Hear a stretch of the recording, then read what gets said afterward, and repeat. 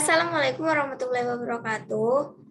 Pada kesempatan kali ini, saya Sadza Prazakia NIM 1803211100079, mahasiswa MBKM Matching Fund 2021 akan memaparkan mengenai observasi lapang yang telah saya lakukan. Perlu kita ketahui, sapi Madura merupakan sapi asli dari Indonesia yang dapat digunakan sebagai sapi pedaging, sapi sonok, maupun sapi karapan. Salah satunya yang populer di Madura adalah sapi karapan dan sapi sonok.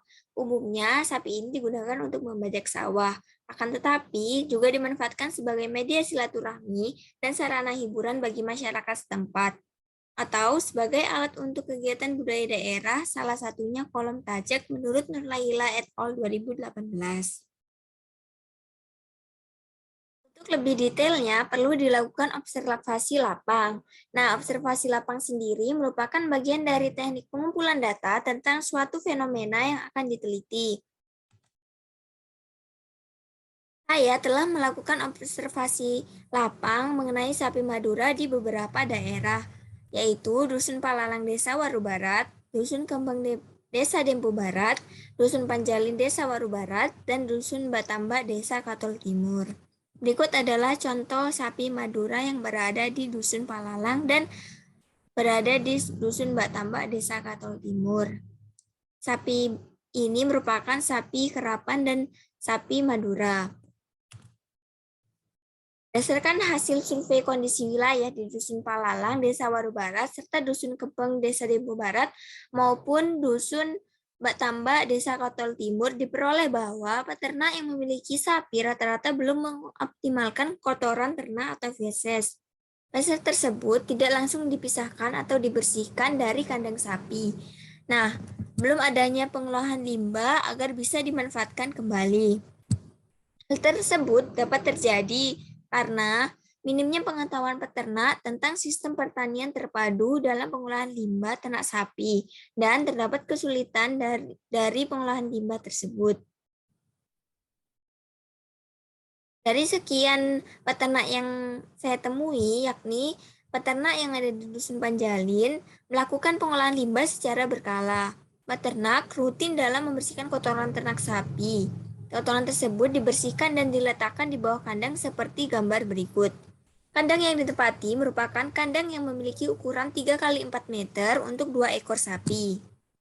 Sisa limbah dari kotoran ternak diolah menjadi kompos dan dicampur dengan tanah, sehingga dapat dimanfaatkan kembali untuk tanaman peternak tersebut. Tanamannya berupa tanaman jagung, singkong, maupun cabai. Peternak tersebut memiliki lahan pertanian dekat dengan rumah. Apabila peternak melakukan pengolahan feses secara rutin, maka feses tersebut dapat digunakan untuk tanaman yang dibudidayakan sampai tanaman tersebut panen. Adapun isu lain yang saya temukan ketika observasi lapang yaitu model usaha ternaknya masih merupakan skala pemeliharaan yang kecil dalam kegiatan usaha taninya. Peternak dalam melakukan usahanya bersifat tradisional dengan skala kecil.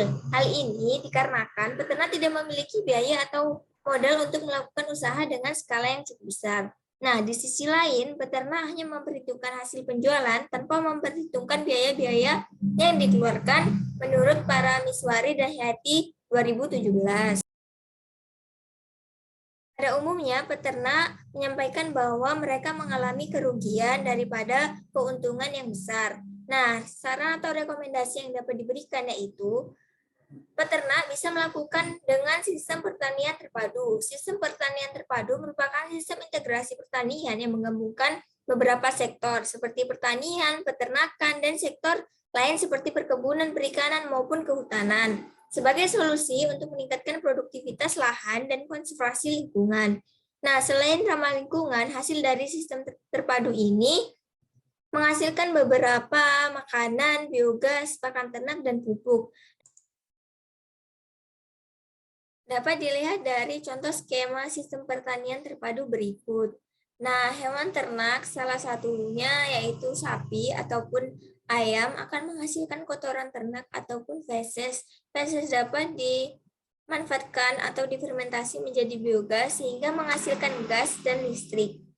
Nah, kotoran ternak ini bisa diolah menjadi pupuk. Pupuk bermanfaat untuk lahan pertanian.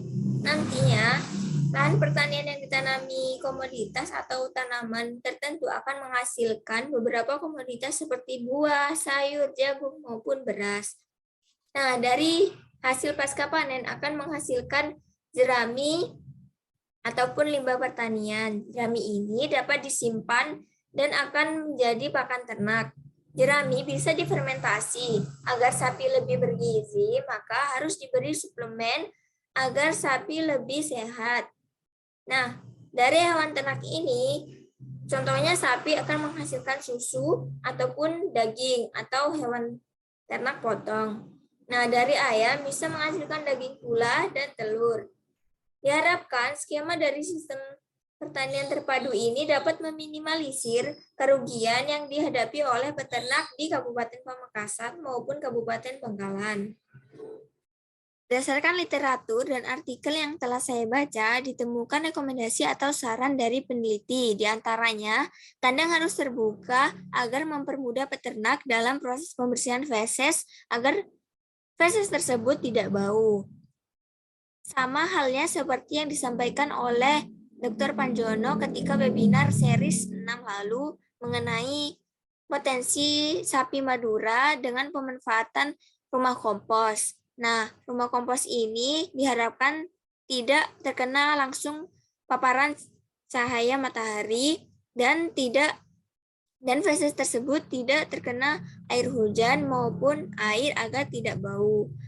Adapun saran lain dari peneliti yaitu kotoran sapi dapat diolah sehingga menjadi biogas dan dapat dilakukan fermentasi feses. Selain itu, teknologi biogas ini dapat bermanfaat sebagai penyediaan sumber energi alternatif yang ramah lingkungan nantinya. Nah, hasil dari produksi biogas juga dapat digunakan peternak sebagai bahan alternatif pengganti gas LPG untuk memenuhi kebutuhan rumah tangga sehari-hari. Diharapkan proses pengelolaan feses yang dilakukan peternak sapi di Dusun Panjalin dapat dikembangkan secara berkala sehingga bisa bermanfaat di kemudian hari. Nah, untuk peternak yang belum melakukan pengolahan kompos diharapkan juga dapat melakukan pengolahan kompos. Cukup sekian hasil pemaparan observasi lapangan yang telah saya lakukan di beberapa daerah. Kurang lebihnya mohon maaf. Wassalamualaikum warahmatullahi wabarakatuh.